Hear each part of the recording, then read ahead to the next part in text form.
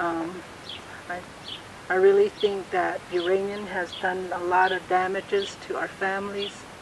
Um, in our community, when I look around in the community, everywhere I look, I feel like all the people are affected by uranium.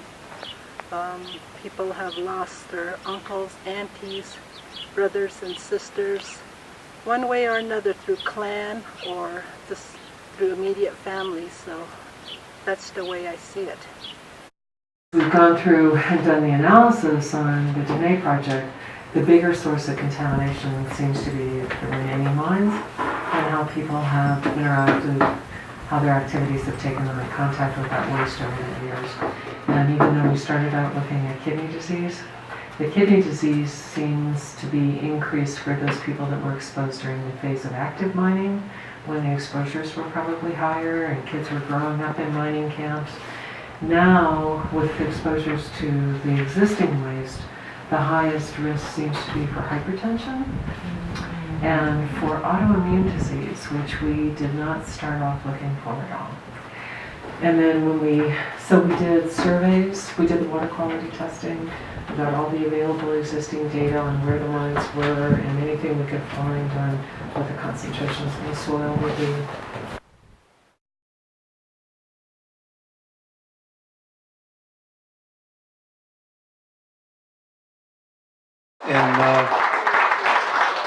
Hashanet, she knows first word I'm going to say is Hashanet.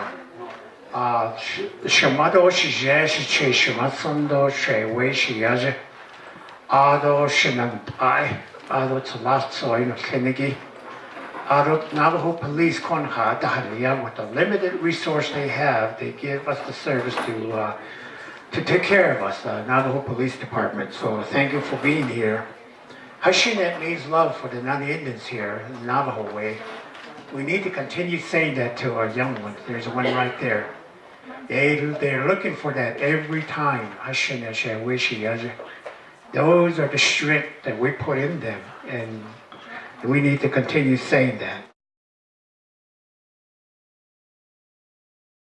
In New Mexico and Utah, where Navajos had, they call them Navajo neuropathy, where a child is exposed through the parents and then they're born with nerve problems, and I guess it's so painful, and these babies are just totally twisted every way you can imagine, and they're crying and there's nothing to cure the pain, and you feel for them because you just kind of think about the times when our people didn't speak English, when they didn't know what the impacts were, but yet because of the U.S. government's interest in nuking other countries to win battles and wars, our people got exposed to this, not only shoveling it, but also a lot of times the uranium workers go into the mine,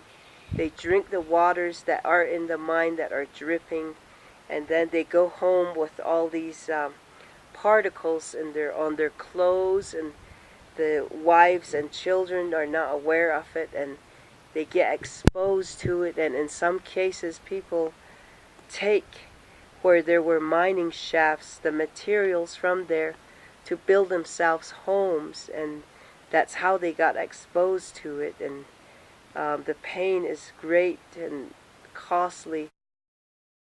But it's going to be our team that will be chiefly responsible for conducting them. Okay? You've seen this before. We're at each participant home. We're going to record the location. We'll make observations about sources of contaminants in the home. We'll measure gamma radiation inside and outside of the home, radon inside the home, especially during the winter months. We'll sample dust in the home for trace metals. And in a subset of homes in the oil and gas producing areas, we'll measure hydrogen sulfide. We talked about that. And there'll be some places where we'll measure H2S, not in oil and gas areas, as to establish some control homes for comparison purposes. And where it's necessary, we'll sample unregulated water sources based on the responses of the participants to the intake survey. That's it.